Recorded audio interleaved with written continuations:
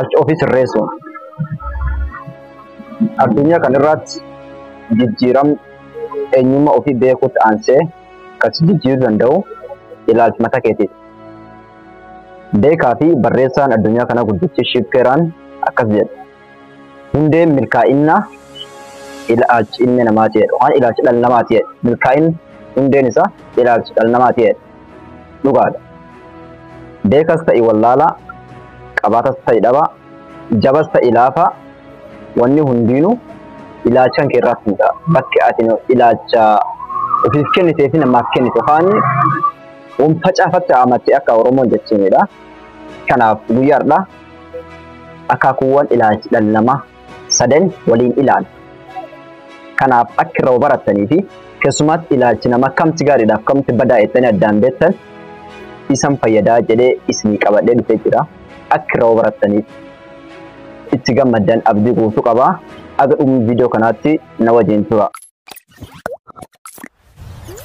Tokkoffaa ilaalchi dhala namaa inni jalqabaa warra ilaalcha xiqqaa qaban jedhama. Warri kunniin warra small minded people jedhan. Warra ilaalcha xiqqaa qaban ofaan xiqqaa.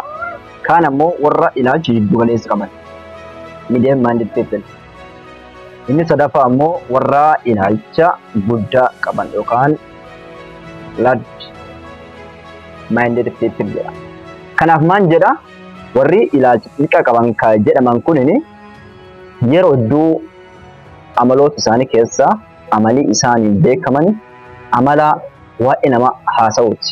Waa'ee nama odeessuu, waa'ee nama dhuunfaa odeessuu, haasa'uu, hamachuu, ebiluun akkas ta'e, ebiluun akkas jira, bariin akkas ta'e, akkas horate, akkasii dhabe, waan kiyya akkas haasa'e, waan kiyya akkas godhe. Yookaan bitta ebiluun bitta qabeenya akkas horate, beekumsa akkas argate jedhanii waggaa qaban guutuu waa'ee nam dhuunfaa irratti haasa'aa oolu. Waan barbaadu sotitti haasoftee isaan hin gammachiisu. Maan jennaan warri baratee fi warri beeku hakkinni warri ilaalchisa warraatti amane ilaalcha xiqqaa waan qabaniif ilaalchi dhala namaa ka hinaaffaa, ka jibbiinsaa, ka dorgommii nam dhuunfaa waan ta'eef kanaan alaa ta'uutiin ka barbaadu taasifte isaan gammachiisuu hin danda'u. Kanaaf warroottan akkana kunniin warra ilaalcha xiqqaa qabanidha. Warra nam dhuunfaa irraa taasisa, waa'ee nam dhuunfaa hamatu, waa'ee nam dhuunfaatiin of dorgomu, jiruuf jireenya isaanii guutuu nama akkana kanaan nama ilaalcha xiqqaa qabu jedhama. Warri kun warra bakkeen ilaalcha qabanii jedhamanii beekaman. Inni itti aanu warra ilaalcha jiddu galeessa qaban. Warra ilaalcha jiddu galeessa qaban. Warra ilaalcha jiddu galeessa qaban kunniin akka warra duraanii sun caalaa xiqqaatus wayyaadha. Akka warra duraanii hin hamatanii, hin jibbanii, namni hin hinaafanii, wanni ammoo warra sun irra fooyyee yookaan wayya ta'eefi warri waan nam dhuunfaa osoo hin taane waa'ee dhaabbataa haasaa oola. Guyyaa fi waggaa qaban guutuu waa'ee dhaabbataa odeessan. Waa'ee dhaabbataa, waa'ee fakkeenya gosaa, waa'ee waldaa, waa akkana odeessaa oolan. Fakkeenyaaf amma fakkeenya sanii fudhadhee bari Arsenaal onana Manchester City haganaan moote. Manchester City Man United haganaan moote. Ofii bakki warri jiru Itoophiyaadha. Wanni warri odeessaa oolu waan fakkeenya dhaabbata Arsenaalii fi United ka kunoo London fi Ameerikaa jiru odeessaa oola. Kanaaf maalidha? Warri akkana kunniin warra ilaalcha jiddu galeessa qabanii jedhama.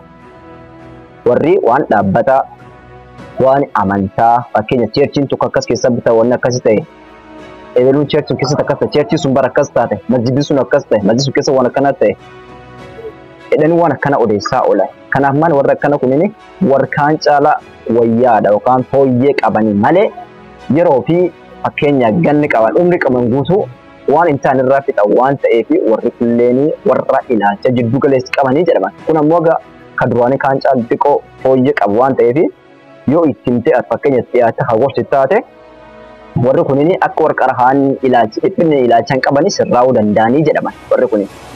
Inni sadaffaan ammoo warra ilaalcha guddaa qabanii jedhaman. Warri ilaalchi guddaa qabanii kan jedhaman kunniin warra taate fakkeenya nam dhuunfaa ka dhaabbata ka amantaa ka gosa osoo hin taane yaadaa fi ilaalchi warra yaadatti